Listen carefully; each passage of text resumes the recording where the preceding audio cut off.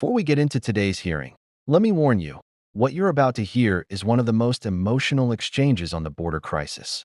A Republican congressman accuses the Biden administration of creating what he calls a humanitarian disaster, points to 85,000 unaccounted for migrant children, and clashes directly with an ACLU attorney over who's really responsible.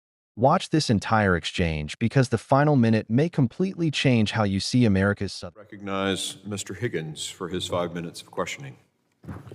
Thank you, Mr. Chairman. I'd like unanimous consent to offer into the record a report produced on September the 6th of this year by DHS Inspector General Joseph Kafari. Without objection, so ordered. Thank you, Mr. Chairman. I'll be citing from that report during my questioning. Mr. Ballard, do you know Inspector General Kafari? I do not. You'll have the honor of meeting him soon if I can arrange that. He's a wonderful man. He's dedicated to his job. And his job as the Inspector General of DHS is to investigate potential criminal behaviors and unconstitutional behaviors from within DHS. And our southern border, 1,954 miles of our southern border, I've walked every foot of it, is 100% controlled by cartels on the Mexican side of that border. You know, to this administration, you all can believe whatever numbers you want. The number I'm about to tell you is real. We've had 9 million illegal crossings, 6 million undocumented, 1.5 million known gotaways, 1.5 million unknown gotaways. It's 9 million. When I went to grade school, that's what it adds up to.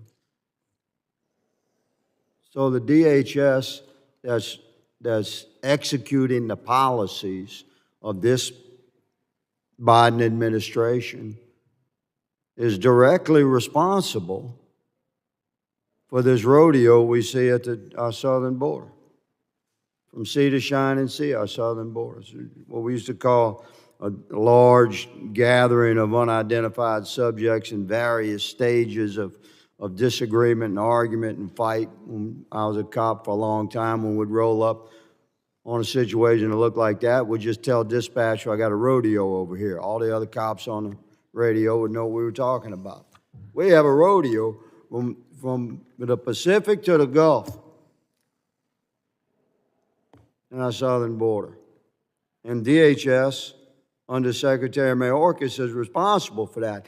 And the human misery and suffering and death and 85,000 lost children and our own southern border, now rated as the most dangerous land crossing border in the world by a highly recognized immigrant international organization. It's insane. So the guy that's responsible for investigating that is Joseph Kafari. He's produced this report a few days ago, and it's quite condemning of the Biden administration. So what do you think the Biden administration would do with an IG like that, Mr. Ballard, in your experience? What do I think they'll do with his report? No, what do you think they'd do with the man that produced this report? Well, I hope they would treat him fairly and listen to his findings, because I haven't read the report, but I can imagine. Hope springs eternal, does it not? This the Biden administration we're dealing with. They're going after that man in his whole office. So I'm telling the executive right now, you watching this, we're not going to allow you to crucify the inspector generals that's revealing the horrors of your policy. 85,000 lost children. Mr. Gallant, are you an attorney, sir? I am. You know, when I was a cop, we had a common saying, a bit of a chuckle. We'd say that I've known many convicts I can trust in my life and very few attorneys. You're here representing the ACLU, sir. Do you speak on behalf of the ACLU this day? Yes. You're here voluntarily? Yes. Are you here with counsel or are you by yourself? I'm by myself. Congratulations. These 85,000 missing children. What's your opinion about that? How's the ACLU feel about 85,000 missing children? So, You think their civil rights might be being violated? Our view is that those children are not likely missing, that the sponsors don't simply answer the phone. Yeah, the sponsors are not real. You know that, right? It's a racket. It's a sponsor racket. That's why they're not answering the phone. That's why you can't find who they are. The vast, large percentage of these sponsors, these kids are getting sucked into sex trafficking primarily, human slavery. The policies of this administration are supporting that. We're partnering with the cartels for human trafficking. By God, I would hope there's many attorneys in my family. I was the one that ended up to be the Army grunt and the street cop. But I would hope that the ACLU would take a serious look at exactly what kind of cases the ACLU is taking up. And I have a couple of questions for you I'm going to submit for the record afterward. But Mr. Ballard, in my remaining few seconds, can you assess from your perspective exactly what Congress should do to help our agents at the southern border? First, we need to go find those 85,000 children, and we need to start enforcing the laws that Congress put upon the executive branch, which is to enforce the border.